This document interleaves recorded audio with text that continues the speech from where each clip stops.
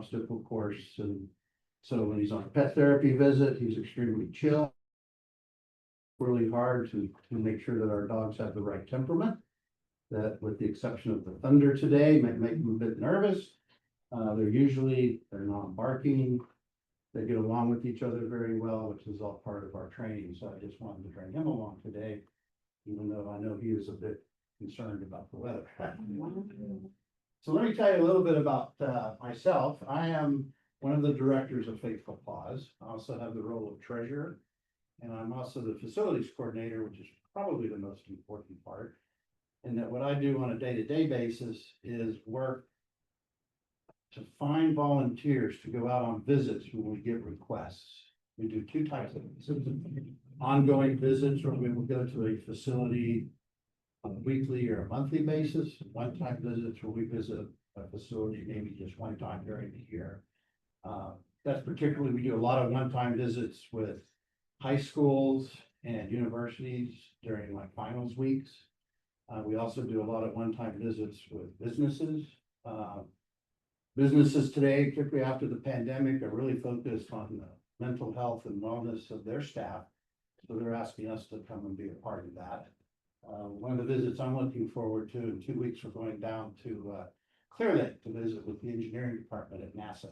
So as a retired engineer, I kind of gets my geek on, to go down and talk to a bunch of other engineers and see what's going on within their world. So Faithful Paws, we've been around for almost 28 years now. We were founded by Connie Richards. She had she basically fell off of a horse and had a long medical recovery. And then when she was done with that, decided that she wanted to give back to the community in some way. And because she breeds Sheltie, she figured the best way to give back was to start a pet therapy group, which started at Railroad United Methodist Church. By 2022, we had about 150 members. We visited 120 facilities a month. And we estimate over the course of the year, we touch about 10,000 people that we meet in all of these different visits. In 2023, Connie retired. She's still a member, but my wife was the administrator. So she took over as executive director. We formed a board, and now we're our own standalone nonprofit organization. The church still supports us. They provide us with a training facility. But aside from that, financially, everything like that, we're our own organization at this point in time.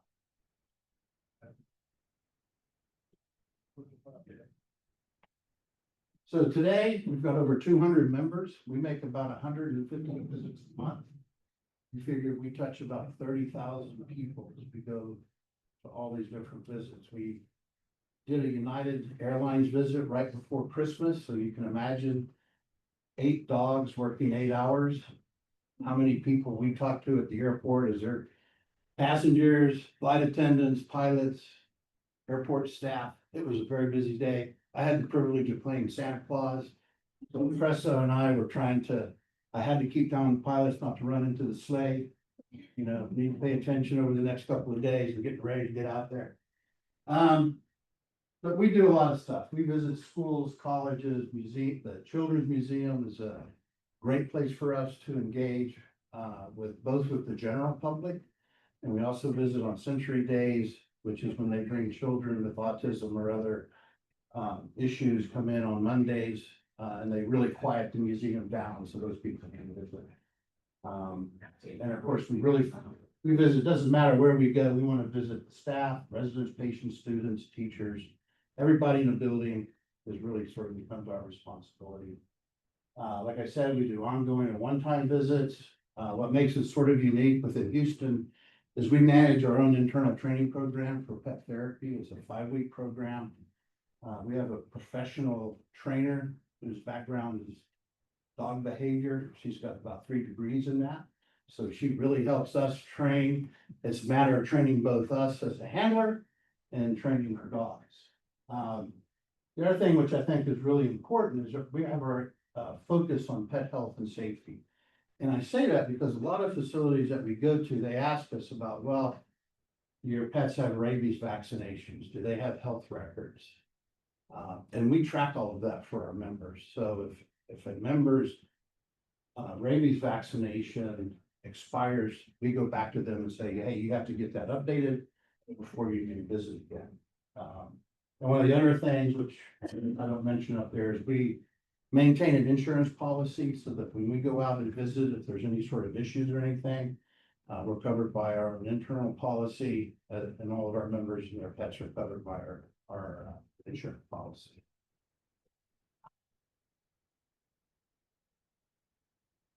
Just briefly, therapy pets kind of fall in between service animals and emotional support animals. Like I said, our dogs go through a training program. Our organization is recognized by the American Kennel Club. And through that recognition, they're recognized as therapy dogs. We are not recognized by the Americans with Disabilities Act, so our dogs do not have the same rights as a service animal in terms of access to places. But nonetheless, they are recognized, at least by the AKC, as therapy. And one of the things I want to mention as well, I'm sitting here focused on dogs. We have 4 or 5 therapy cats, and we have a therapy rabbit. And I'll tell you a little bit more about the rabbit in a minute, but sometimes the rabbit is the star of the show.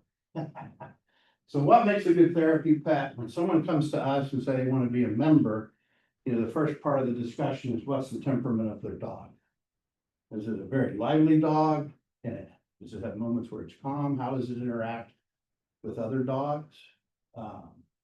Is it able to follow some basic commands? We want dogs that come in and have already, the handler and the dog have already started doing their own training, how to sit, walk.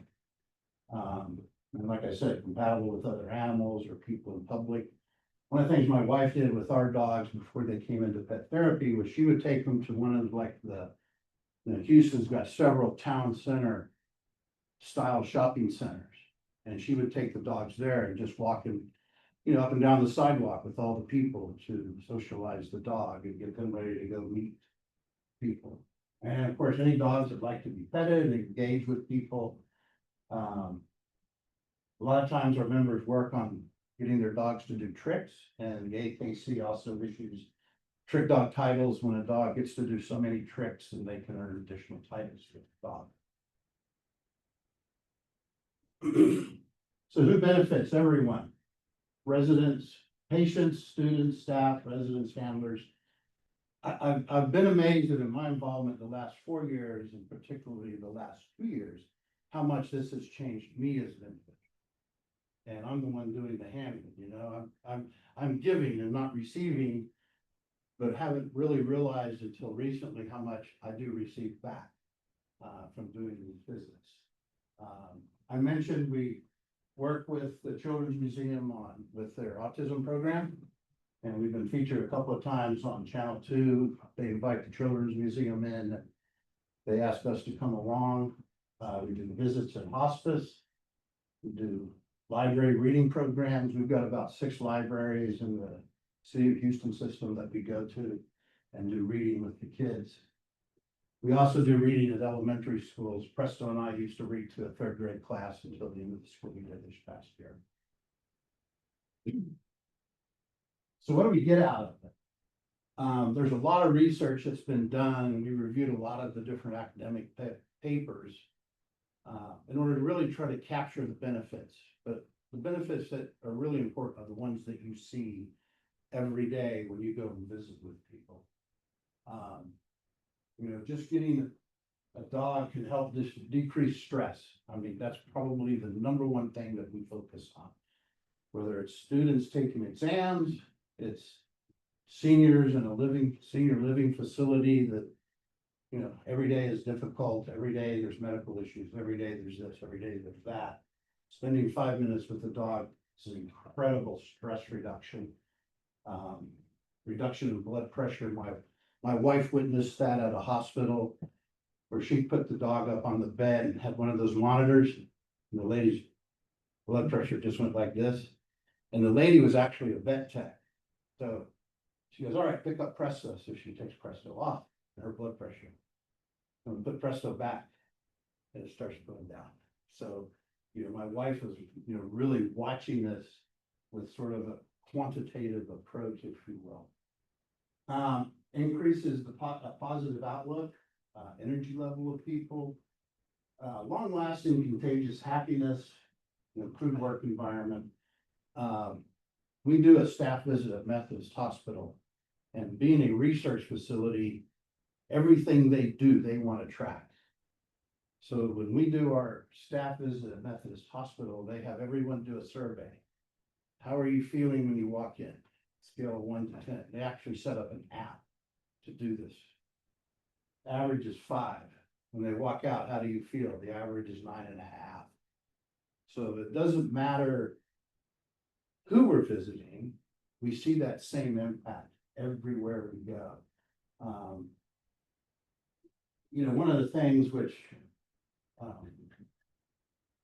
working in like the senior living space, I do a lot of work in memory care with my dog. And of course, there's a lot of patients involved. You have people that continually ask you the same question, the dog's name, how old is your dog? And you go along with it. But when you talk to the aides that work in memory care, they say that even after you leave, the patients may have forgotten, or the residents may have forgotten that you were there. But the happiness that you brought stays with them for the rest of the day. They know they're happy. They don't know why, but they know something's happened and something is different. And that's something that when you get into memory care and dealing with people, we're getting, I've been in environments where, I can put Presto up on a couch next to someone and maybe they'll reach over, maybe they'll start petting Presto.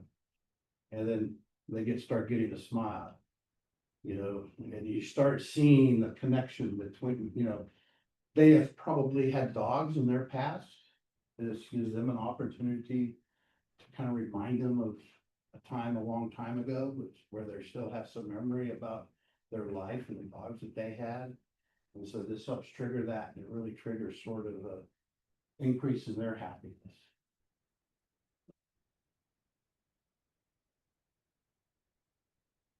There are just some of the places that we have visited and some of our animals.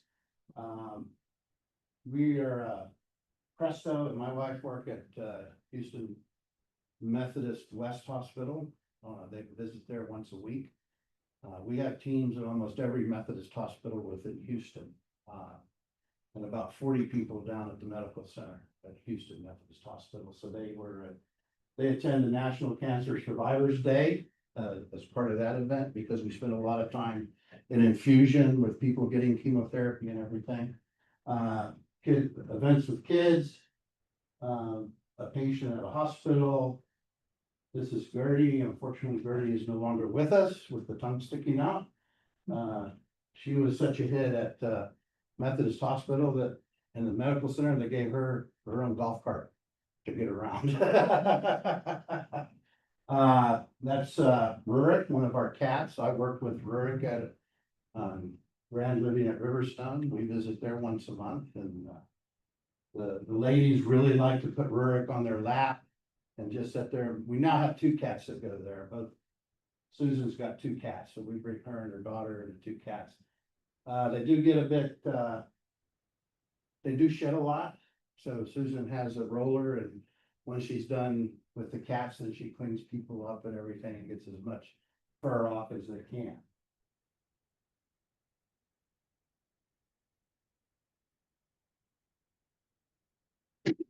So these are, again, some of the activities that we've undertaken, some starting to get into feedback and some testimonials from people. Teddy was used to deliver flowers to a nurse. Teddy's been with the organization for a while. Teddy's handler used to work for FEMA and search and rescue. So she raised search and rescue dogs. She said she eventually got a little old for that. So now she's turned to pet therapy, but she's been very helpful for our group. One of our volunteers found himself in the hospital, and so we surrounded him with dogs, make his day a little bit better. And then we've got all kinds of different dogs in our organization. This is Ollie, he's blind and deaf. The owner communicates to him through Morse code, so he taps on the back of Ollie's head to get him to sit down or to lay down. And so he's taught the commands through tapping. So again, another wonderful example of, the animals that we have and our owner's ability to train them. And, he's a great dog. He lays there. He's really good with students. Very, again, great temperament for doing pet therapy. I told you we had a rabbit. This is Mr. Bojingles. Mr. Bojingles was rescued from I guess a small petting zoo. And he is a big, furry, floppy-eared cat. Unfortunately, he lives in Lake Jackson. So he doesn't get up to Houston very much, quite often to the Children's Museum and to NASA. The receptionist at one of the senior facilities that Jeannie visits sews outfits for him. So she's got him dressed up as Santa Claus. When we visited NASA, she actually made a spacesuit for the bunny. And I tell you what, that made the NASA people go nuts. As you can imagine. He even had a little space on it. And this sort of demonstrates the commitment that we have to what we do.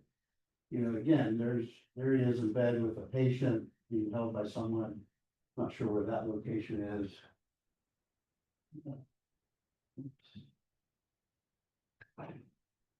So again, familiar with Amazing Place. It's an adult daycare center. We've been involved there for a very long time.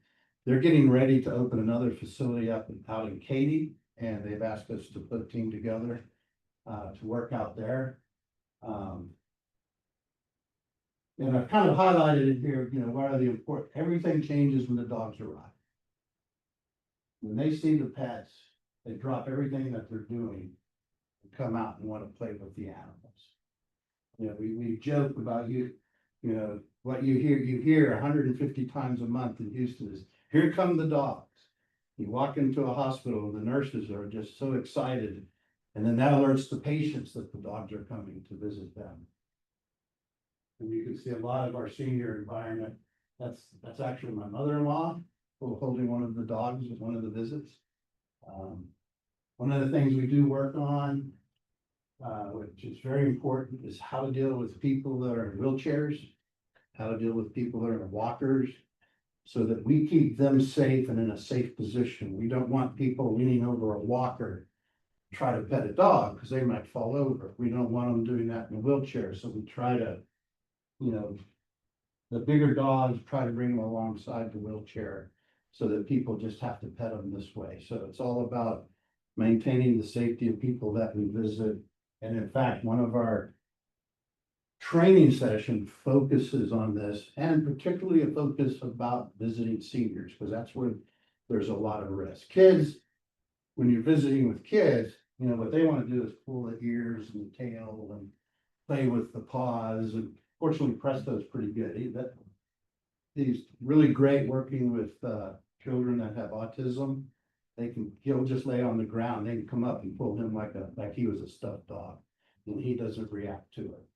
Not every dog is the same. I mean, we try hard to train every dog, but you also have to know what environment works well for your dog.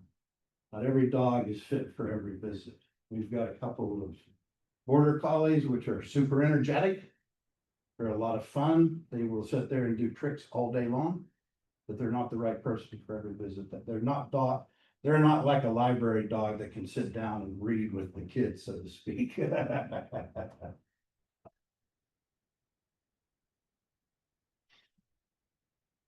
Again, this is about our visit to MD Anderson. I've watched they did a video one time. They set up a video camera of the people as they walked out of the center where we do the pet therapy, and they were asking the nurses and the doctors and everything, well, how do you feel now? To watch that video was incredible. And one of the things I pointed out, that if you have a nurse, two nurses that come out of there and they go back up to their ward or their unit, and they're feeling good, it becomes contagious. And, it makes a big difference. And it doesn't matter whether it's a nurse or if it's the staff at a senior living facility, it essentially changes everyone's perspective for the rest of the day when you get a pet therapy.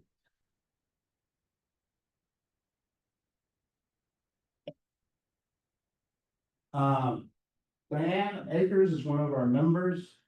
She has 2 grandchildren with autism. And at the same time, she, back in 2016, was diagnosed with leukemia. And so when she was in the hospital, she was visited by Faithful Paws Pet Therapy. And after her cancer went into remission, she decided that she wanted to do Faithful Paws Pet Therapy. She is now our team lead at Texas Medical Center. She manages about 40 of our members. And the Houston Methodist Medical Center has asked her to help manage the visits for 2 other pet therapy dog programs that are also at that hospital. So she's really, like I said, we have a lot of people who have joined our organization because of some event in their life, and they want to be able to give back to the community. She's a great example of it. And I guess what's unique again is her dog Archie, Archie's back legs are paralyzed. So he does pet therapy in a cart. He's got a little cart that his legs sit in, and he drags all around. And a lot of times, like particularly our smaller dogs, our cats, the rabbit, a lot of times when we do pet therapy with them, we actually have dog strollers and we keep them up in the strollers. So Archie could get tired very quickly if he's walking around the hospital. Cats are not well trained to walk on leaves like a dog is. The rabbit doesn't walk at all. It just kind of hops. So having her in a stroller or having him in a stroller really helps out. Plus, by having the smaller animals in the stroller, it's much easier for people to reach the dog and pet them. Again, very important in a senior living situation where people are in a couch and they can't get on the floor like the kids do at high school or college. So we've equipped our members with the ability to use the strollers, be able to introduce the dogs to people and make it more comfortable for people to engage with the dogs.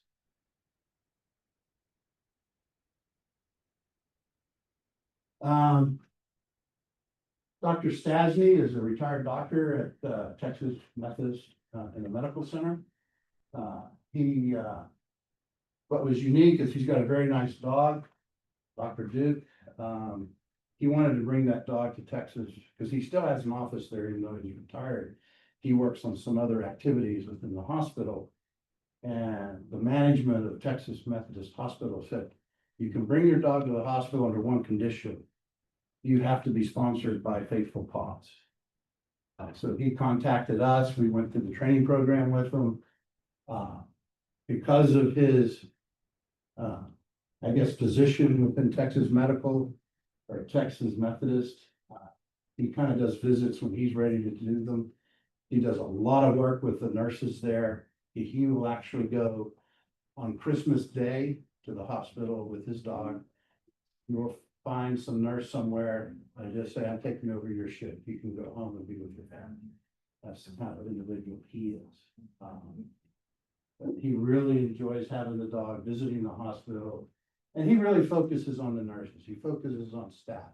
He's concerned with the burnout that medical staff go through.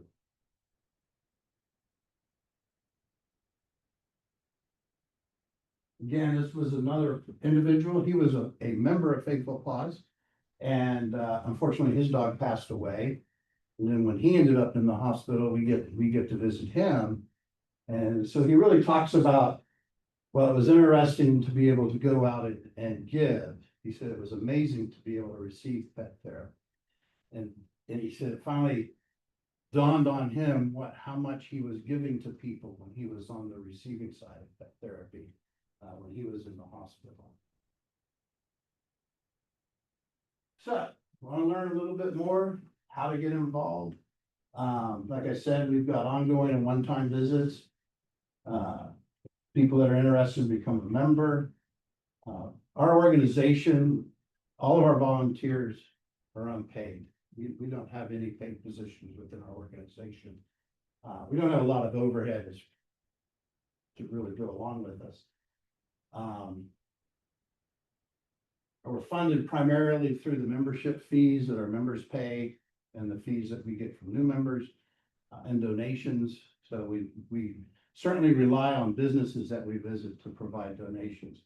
When we go to visit schools, senior living facilities, colleges, government organizations, places like this, we don't charge for visits. You know, this is something we want to give to the community. So there is no charge for us to come and visit.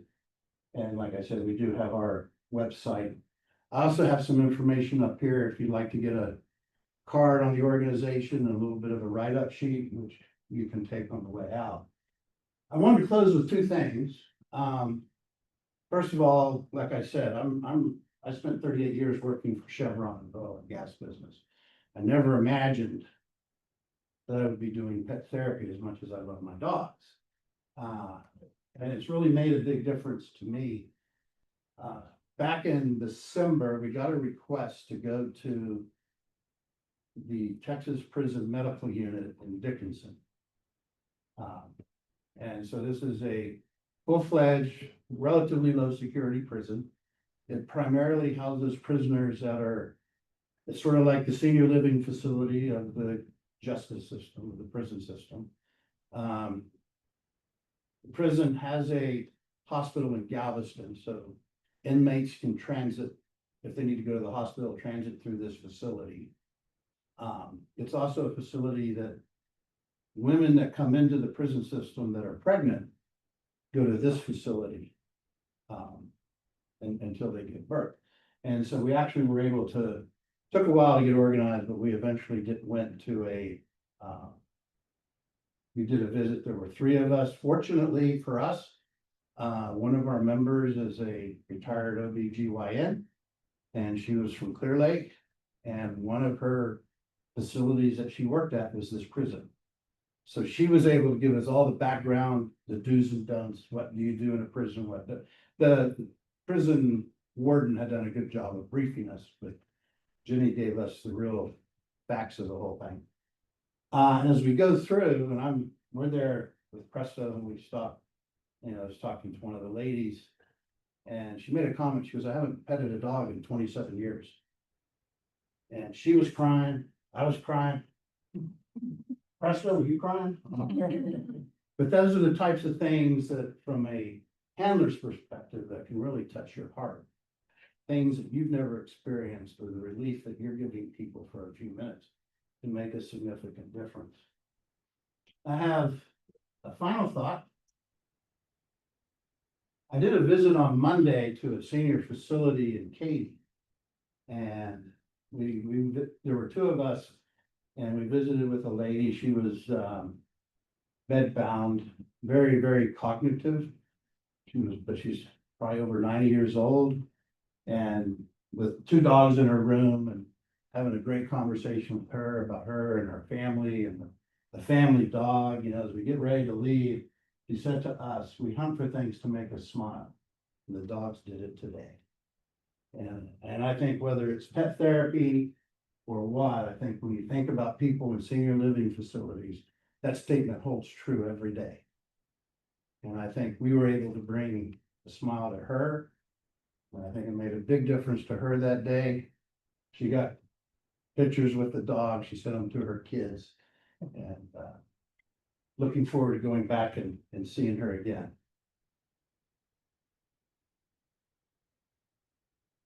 So anyway, if there's any questions or anything, I'm more than happy to answer them. This is Jax, one of our other pet therapy dogs. He is very well trained. His handler actually has a story that she does with Jax about how she found him, and he kind of acts it out, if you will. It is sort of the pinnacle of being able to be a trick dog. is to be able to do something like that. But he's a marvelous little dog. I saw, he's a rescue, you know, he didn't look anything like that when he was found. So, and by her, Jax's handler is also one of our other directors in our organization. Anyway, this is what we do in pet therapy. I think it's a great program. We are, like I said, we do ongoing visits, we do one-time visits. Right now, it's very difficult to get ongoing visits started, but we're usually pretty successful at setting up one-time visits. And about the only place we don't visit are an individual's house. You know, we can go to small living residential centers that have staff on site and everything.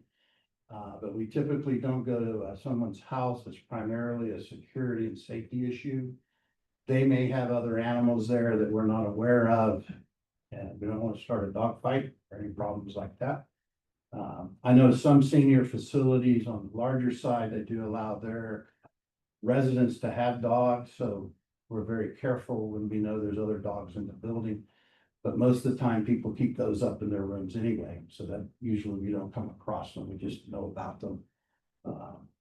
So if you're interested in having us come and do a one-time visit, there's some form on our website you can fill out. It usually it comes to me and it comes to our one-time visit coordinator. She will get hold of you, arrange a date, usually about 6 weeks out from a visit, because we need that time to get ourselves organized, to get some members to volunteer, and then we come out. And most places we do a 1 hour visit. We can stretch that to 2 hours if there's a lot of people. We do try to restrict all of our visits to being indoors, because, well, the Houston summer is just too much. Nobody wants to be outside in July. But it's also, well, our dogs are, again, well trained, they're still dogs. And, you know, one of our other rules is when we go into a facility, we do not let them off a lead. However, should someone drop a lead, we don't want to be outside and have their dog spooked by a car that are running across the street. Again, it's a safety thing. Now, having said that, we do try, like we do with, when we go to some of these facilities, you know, occasionally we do let the dogs off the lead. It's much easier for them to do tricks and be entertaining. But again, it's one of the other things that we do is we try to maintain separation of our dogs on a visit. We try to make sure that we've got them under control. And again, one of the unique parts of our training is teaching people how to ride elevators with their dog, like putting 5 dogs in an elevator so they're not going after each other. So those are all the things that we bring as an organization. So, you know, should we do a visit at your facility, rest assured you're getting some highly trained dogs, highly trained handlers, and that your residents will be well taken care of, and hopefully should finish with a smile. So thank you. Like I said, I'm gonna hang out for a bit. So if you have any questions,